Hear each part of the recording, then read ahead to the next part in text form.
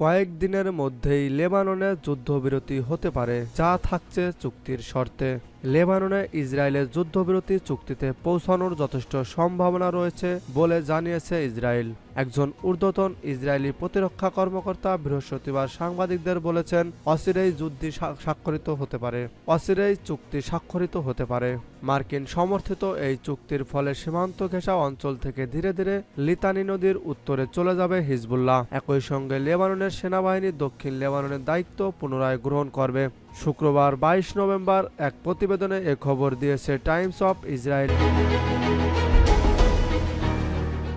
মার্কিন বিশেষ দূত আমোস হোচস্টাইন বৃহস্পতিবার ইসরায়েলের প্রধানমন্ত্রী বেনিয়ামিন নেতানিয়াহু ও প্রতিরক্ষা ইসরায়েল কাতস প্রতিরক্ষা বাহিনী chief of staff lieutenant general Herzi Halevi সাথে যুদ্ধবিরতি নিয়ে আলোচনা করেছেন। হোচস্টাইন সাম্প্রতিক দিনগুলোতে লেবাননের পক্ষের সাথে বৈঠক করেছে এবং বলেছেন, যুদ্ধবিরতি নিয়ে যথেষ্ট অগ্রগতি হয়েছে। সম্ভাব্য যুদ্ধবিরতি অনুসারে লেবাননের সেনাবাহিনী হিজবুল্লাহকে দক্ষিণ লেবাননে নিজেদের পুনঃপ্রতিষ্ঠিত করা থেকে বিরত রাখার জন্য দায়ী থাকবে। প্রতিরক্ষা কর্মকর্তার মতে, ইসরায়েলি যদি দেখে যে হিজবুল্লাহ দক্ষিণ লেবাননের অবকাঠামো পুনর্নির্মাণের চেষ্টা করছে, তবে তারা মার্কিন যুক্তরাষ্ট্রের মাধ্যমে লেবাননের সেনাবাহিনীকে অবহিত করবে। লেবাননের সেনাবাহিনী যদি কোনো পদক্ষেপ না নেয়, তাহলে ইসরায়েলি আত্মরক্ষার স্বার্থে পদক্ষেপ নেবে। এই কর্মকর্তা আরও বলেছেন, আইডিএম যে কোনো তাৎক্ষণিক হুমকিতে ব্যর্থ করার জন্য কাজ করবার স্বাধীনতা রাখবে, যেমন হিজবুল্লাহ যোদ্ধাদের চিহ্নিত করা যা হামলা চালানোর প্রস্তুতি নিচ্ছে বা অস্ত্রের চালান প্রতিরোধ করবে। সম্ভাব্য চুক্তির অধীনে লেবাননের বেসামরিক বাসিন্দারা দক্ষিণ লেবাননে তাদের ক্ষতিগ্রস্ত গ্রামে ফিরে যেতে পারবে। ইসরায়েল দক্ষিণ লেবাননের কোনো ভূখণ্ড দখল করে রাখার পরিকল্পনা করছে না। পরিবর্তে ইসরায়েল বলছে, তারা দক্ষিণ লেবাননের যে কোনো হিজবুল্লাহর উপস্থিতির বিরুদ্ধে কাজ করবে,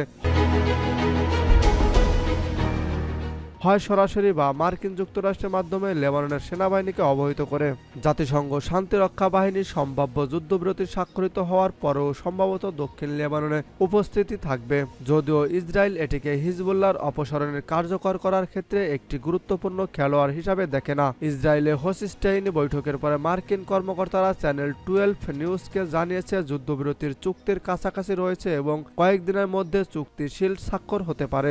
লেবাননের একজন সিনিয়র কর্মকর্তা রয়টার্সকে বলেছে, বৈরুত দক্ষিণ লেবানন থেকে ইসরায়েল সৈন্যদের দ্রুত প্রত্যাহার নিশ্চিত করতে এবং উভয় পক্ষকে আত্মরক্ষার অধিকার দিতে মার্কিন প্রস্তাবে পরিবর্তন চায়। ইসরায়েলি অবস্থান ছিল যুদ্ধবিরতি ঘোষণার 60 দিনের মধ্যে প্রত্যাহার। তবে লেবাননের কর্মকর্তা বলেছেন, লেবানন দেখতে চায় ইসরায়েলি সৈন্যরা যুদ্ধবিরতি ঘোষণার পরপরই যেন প্রত্যাহার করা হয়, যাতে লেবাননের সেনাবাহিনী সমস্ত এলাকায় মোতায়েন করতে পারে এবং বাস্তুচ্যুত লোকেরা যাতে তাদের বাড়িতে ফিরে যেতে পারে।